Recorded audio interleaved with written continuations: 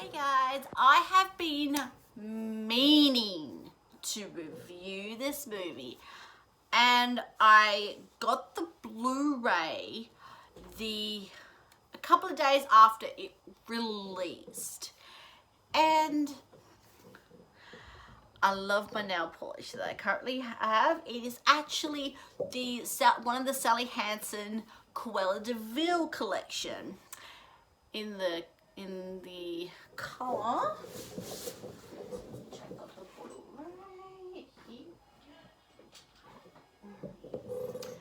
The devil is in the details. And the movie,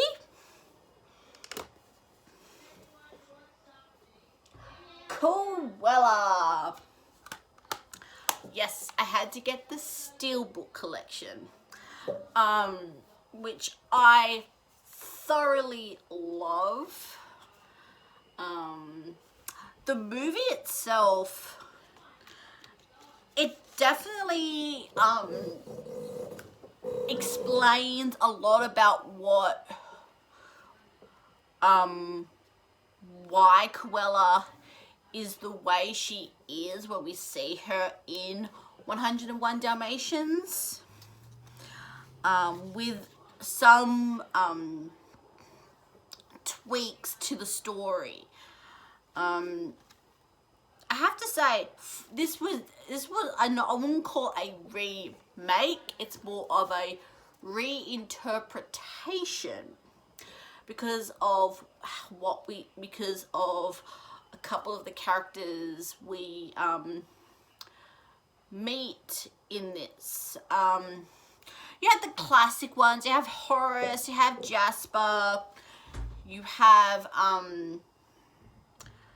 Roger, you have Anita, which is why I'm saying it's a reinterpretation, because Anita is of African American descent. If you look at the original 101 Dalmatians and the movie 101 Dalmatians live action, Anita and Roger are the same ethnicity. In this one, they are actually two different ethnicities. So that's why I'm saying this is more of a reinterpretation. And you can clearly tell that I know they're doing a sequel, this really has set up a lot for what she could do in a sequel. You see Cruella's flair for fashion, which is heavily demonstrated in 101 Dalmatians, the live action one with Glenn Close. Now, that name, she actually is one of the executive producers alongside Emma Stone. So, to keep with continuity, she wanted to talk about continuity with the character. She had Glenn there. And the actors they've got for this, Stone is at her absolute brilliance. I know Stone specifically for her work as part of the Amazing Spider-Man's franchise. Of course, most people will know her from her work on, I think, Superbad, Easy A, and I believe she's going to be in the new Spider-Man movie that's coming out whenever. Some of the other actors in this is Emma Thompson, who I have already reviewed on this channel. Hello, Harry Potter and Sense and Sensibility. She actually wrote Sense and Sensibility. She's a very good actor. She's also did the Nanny McPhee franchise. And another actor of note is Mark Strong, who I specifically know from his work as part of the Kingsman franchise and also the Sherlock Holmes movie franchise. I have to be specific because I could be talking about one of the TV series with Sherlock Holmes. The basic storyline is Estelle is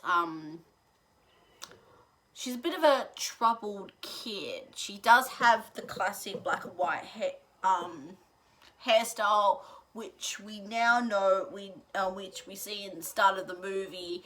It's part of her, not just she chose to go black and white. In this one, it's established it's always been part of her. And she is very rebellious. We also, at the start of the movie, when she's a child, she actually meets Anita Darling during her school time. And Estelle's mother goes to Hell Hall to talk to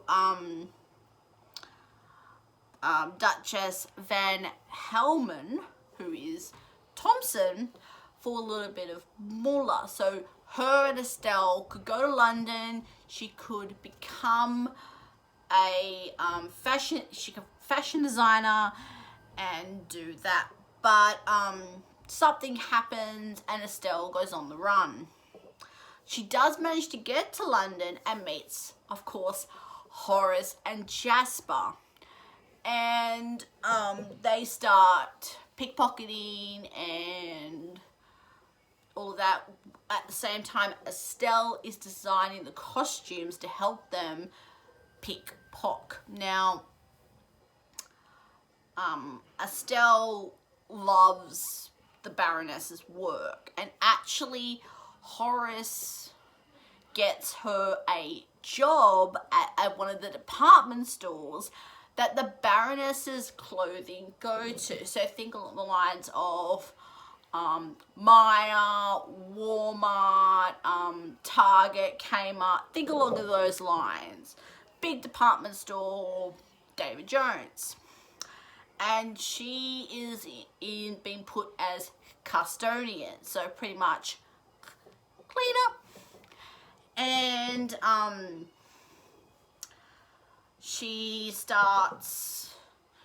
wants more. She wants to design more. She catches the attention of the Baroness by, if you see the ads, that big display she does.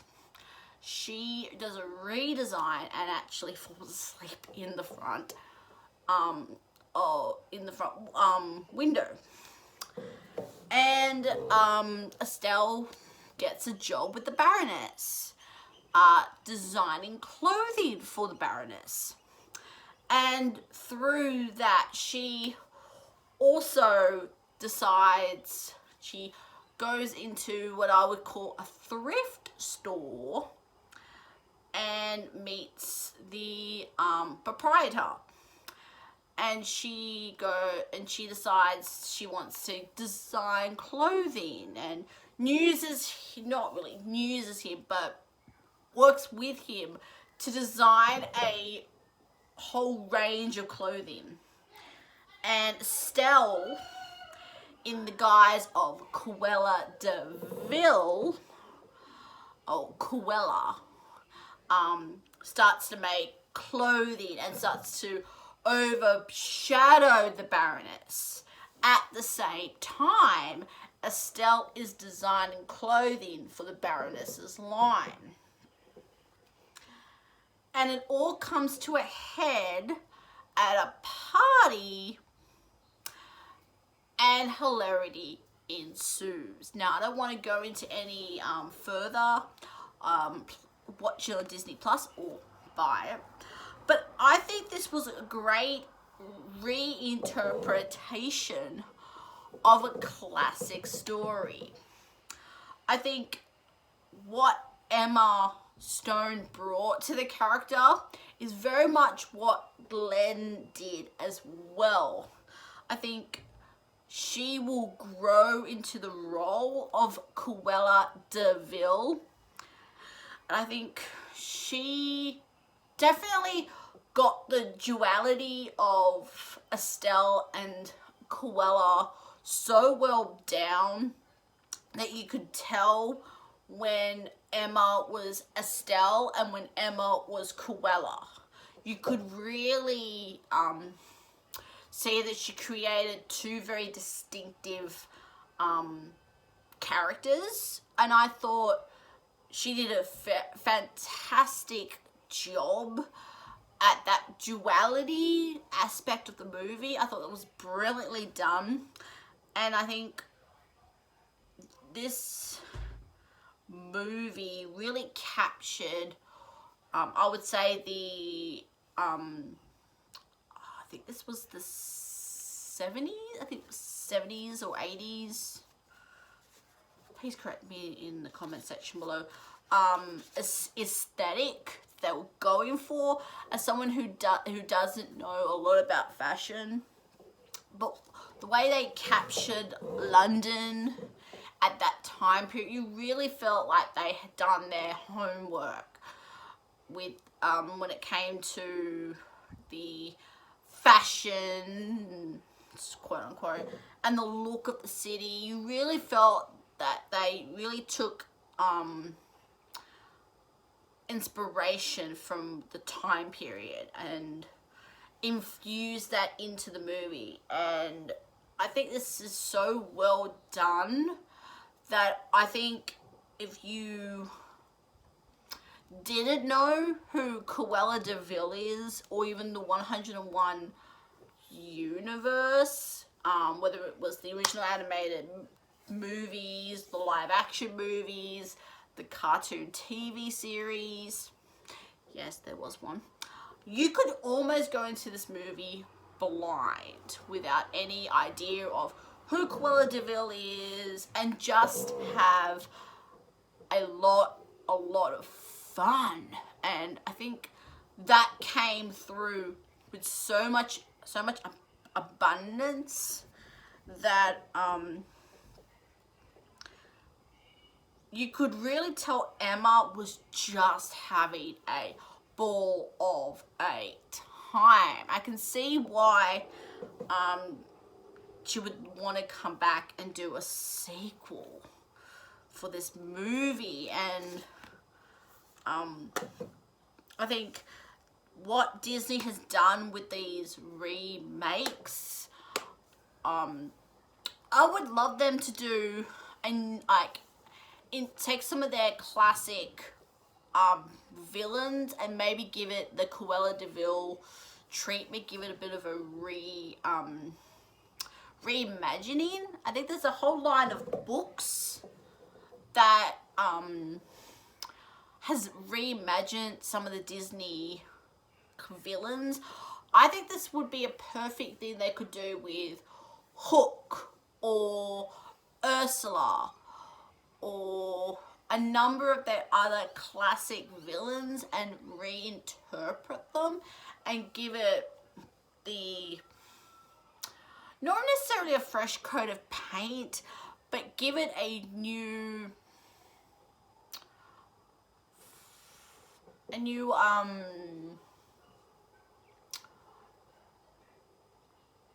I'm trying to think now of the word, to make them scary again, to make them villainous again. So they're worthy of the title of villain. Now, if you've seen Cruella, please write down in the comment section below. And there is one more Blu-ray that's coming, and I have been waiting, I kid you not, 2 years, and I could not see this in theaters because of this whole bloody virus thing. And I was literally, the week before, was going to buy tickets, and I was waiting for this whole Sydney out of lockdown, and I could not see it, and you'll see very soon, because it's coming next week. So let's just say she could probably kick Cruella's butt. And I shall leave you there, and I shall see you very, very soon. Ciao.